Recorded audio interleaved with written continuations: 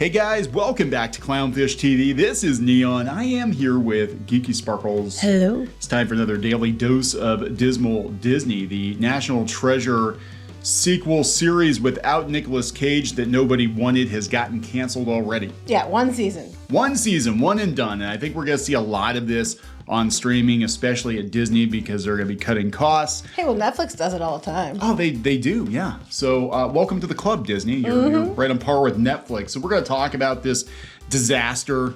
Nobody wanted this. I forgot it existed. I forgot it even came out. And apparently critics were not very happy with it. We've got Outkick said it was the worst show ever made. Yeah, they said that the critics said it was terrible, and the audience score wasn't much better, even though they're trying to inflate that. Yeah, why they would make a National Treasure show without Nicolas Cage is beyond me. Then they backpedaled and they were saying they were going to do like a movie or something with him. Well, no, they were originally going to, okay, this has been going on for a while. They were going to do a show which had a female lead, which I knew, and then they were going to do a movie with Nicolas Cage. So that was been the plan all along. Whether or not they continue with the movie after how bad the show performs, I don't know. But my takeaway from this is there's only 21 critical reviews and hardly any audience reviews, which tells me no one gave a shit about this show. I forgot all about it. So we're gonna talk about it. This is the most we've talked about this show in like a year since they announced it.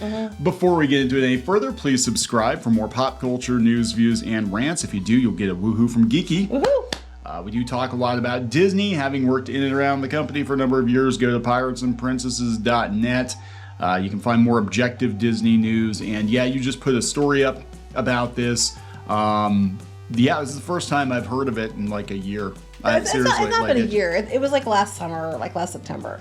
It's been months though. It feels like a year. That tells you what you need to know.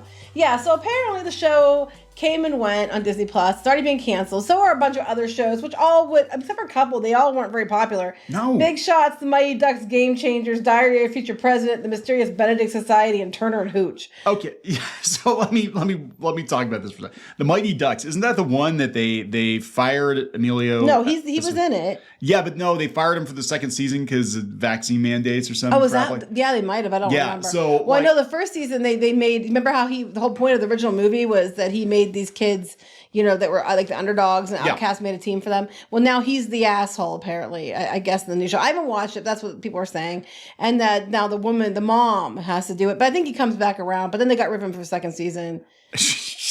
Maybe he's not the asshole. Maybe just the Mighty Ducks in general are now assholes. That might have been what it was. The Mighty Ducks in general are assholes now. Remember the cartoon show? I didn't watch it. Yeah, vaguely. But I didn't watch it because just when I was hearing about the show and what they were doing and the fact we didn't need another one, I didn't watch it. And it's clear because I talk about it, I'm all over the place. But I had no desire to see it because it was going to suck. Most of this stuff is like, okay, so Disney, I got, I get the vibe that they got a little drunk with power. So they announced Disney Plus, and they're like, and this old IP is getting a sequel, and this old IP is getting a sequel, and this one we're going to do a series based on Turner and Effin' Hooch nobody wanted. That one especially. I think Big Shots and Mysterious Benedict Society are pretty popular for a while. But yeah, I don't know. But this show didn't make it past first season. Some of these got more than one season. This one did not. A big problem people had was, they had the first teaser and they didn't know it was going to be a woman lead, which I did know. Because they made that clear from the beginning.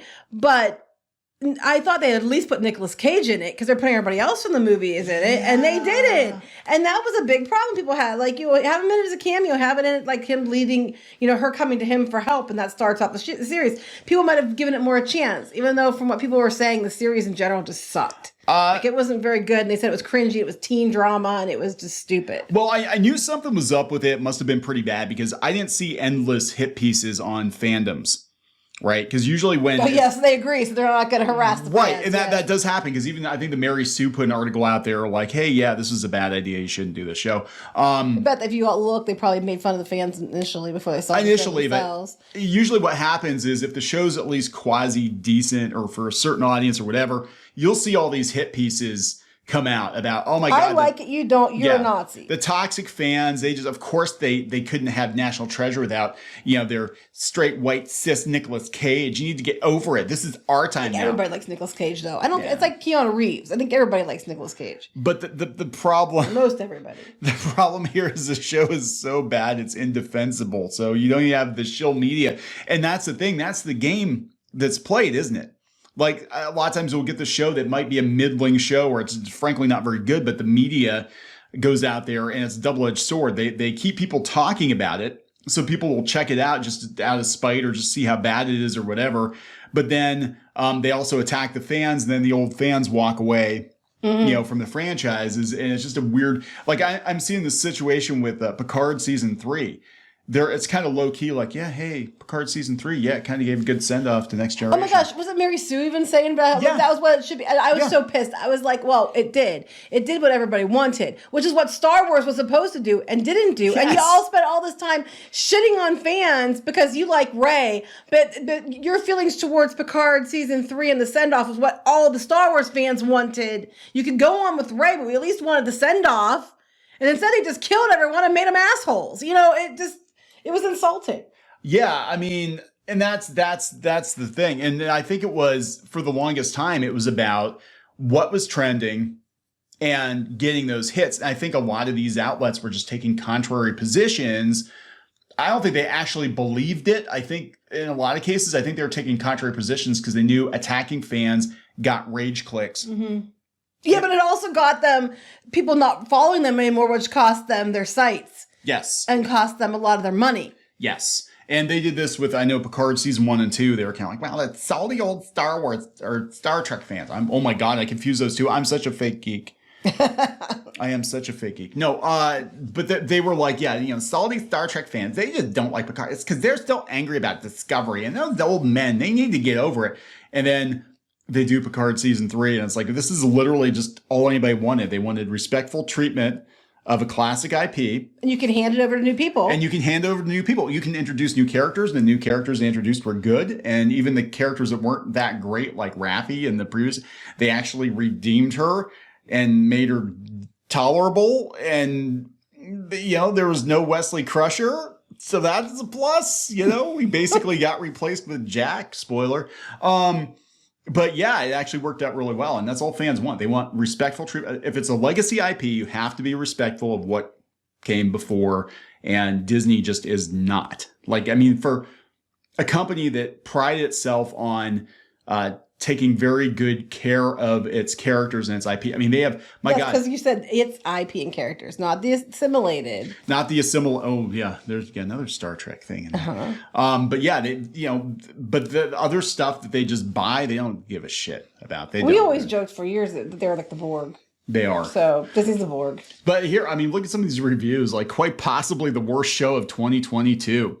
Aside from the fact Nicolas Cage isn't even part of it, the young bad actors, the poor presentation, the rehashed storyline, not to mention Disney pushing their political views down our throats make this completely unwatchable. This is coming from Forbes. Well, I was hearing that it was really cringy because they're clearly going for the Gen Z teen drama angle. And the one person said other than 2 episodes, I spent the whole time rolling my eyes. Finally, National Treasure for the TikTok generation. That's right. Finally. I think we're going to see a very different Disney, especially after next week if the layoffs are as bad as they're saying. We're going to be tuning in for that. But this is also their opportunity to course correct. They can be like, yeah, we greenlit a lot of really bad shit and we need to cancel this stuff ASAP.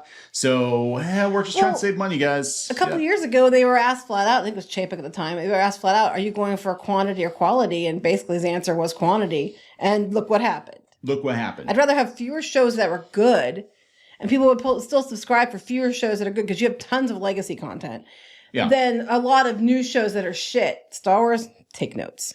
Yes, and I think Disney needs to treat its classic IP like a national treasure, not just But National Treasure was Nicolas Cage. I mean, let's be honest. It was. I mean, there's no other reason to watch these movies other than Nicolas Cage. Esquire, Nick Cage was the only good thing about National Treasure. Well, I don't know if he's the only good thing, but Disney Plus rebooted National Treasure without Franklin Gates. I'll do anything to bring my sweet patriotic boy back. This is a woman from Esquire writing about how she wants, Nick Cage back. Yeah. Yeah, I thought it was all toxic men. Hey, I'm right there with you, Emma, so... All the toxic men. Who's he think he is? Luke Skywalker? Jeez. Well, no, then they would just make him bitter and asshole. See, they could have done that, though. They could have brought him back. It could have been worse. And maybe that's what they intended, because he didn't agree to come to the show. So maybe they tried to present him with something. He's like, no. That might have been the case. It might have been like they gave him a script and he's like, yeah, I'm not even touching this one. So yeah, I hope they don't cancel the third movie they're going to make now over the show doing badly, because the takeaway isn't that no one wants National Treasure. The takeaway is people want good National Treasure with Nicolas Cage. If you give them a good movie with Nicolas Cage, people will come to the theater to see it. If you give them a bad movie with Nicolas Cage, people will still come in. No, don't tell them that, because they'll cheap out. Give them a good movie with Nicolas Cage, and they'll come to the theater to see it. This show was not anything anybody wanted. It was really, really stupid. And at least you should put Nicolas Cage in it if you want people to watch it. I'm sorry, you're stupid. Stop yourself. I don't know what else to tell you. So somehow they get big gloves. It'll cushion the blow. Somehow they get Nicolas Cage in Willy's Wonderland. Right? But they can't get him they got him in Renfield, but they can't get him into National Treasure. I think Treasure. he picks the things, and if he thinks it's something he wants to do, he'll do it. And he's really well known for National Treasure. I like Sorcerer's Apprentice, and he was in that. I'm sure he comes. It wasn't bad. It wasn't I like bad that movie, one. Yeah. He'd come back for it. He said before he was interested in coming back for it. His needs, to be like money and the right thing and the right script and the right attitude from Disney. Yeah, well, Disney needs an attitude adjustment, I think. And I think they're going to get one pretty damn soon. They're going to have to pivot. They're pretty much I'm going to get in trouble for this, but I don't care. Disney's mindset of basically, what IP do we have? Great. Slap tits on it and then some kind of ethnicity or diversity inclusion thing on it. Roll the dice. We're good to go. Go get the DEI 20 dice and roll that and see what we're going to do. 5. That means, this character's now tits wheelchair, and a wheelchair. Obese. Black pansexual. There you go. Woo! Boom. We got a show, guys. We're in business. We're in business. But that's not how the characters were in the original. Doesn't matter. Doesn't matter. That's what they are now. That's what they are now. This is a new generation. Get the press releases ready. If it's accepted and people love it, then have the one press release. But the one you really need to spend time on is when all the people hate it. And then you need to make sure you call them toxic, horrible people, because they don't want to be called horrible people like by Mickey Mouse.